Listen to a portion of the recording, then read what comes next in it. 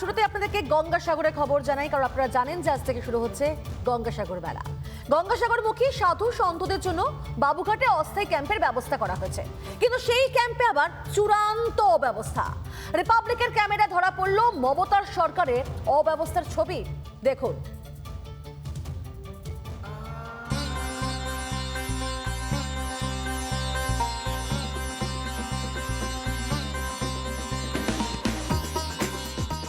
সাধু সন্তের ভিড়ে গমগম করছে বাবুঘাট।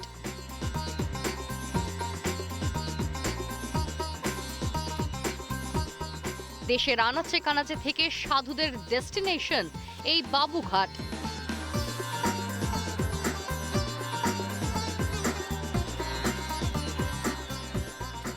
বাবুঘাট এখন যেন মিনি গঙ্গাসাগর।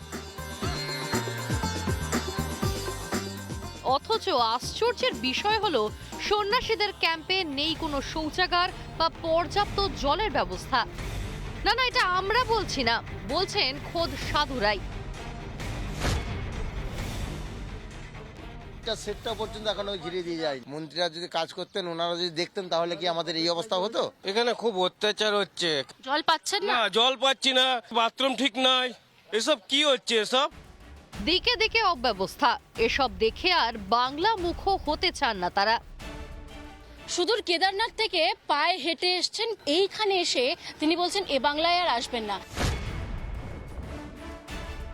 1 তারিখে 1 জানুয়ারিতে এখানে এসে ঢুকেছি, যেই অবস্থা হচ্ছে তো এইখানে ফুটের মধ্যে বসে আছি, ঠান্ডার মধ্যে বসে আছি। কেদারনাথে সবার জন্য সব ব্যবস্থাই আছে।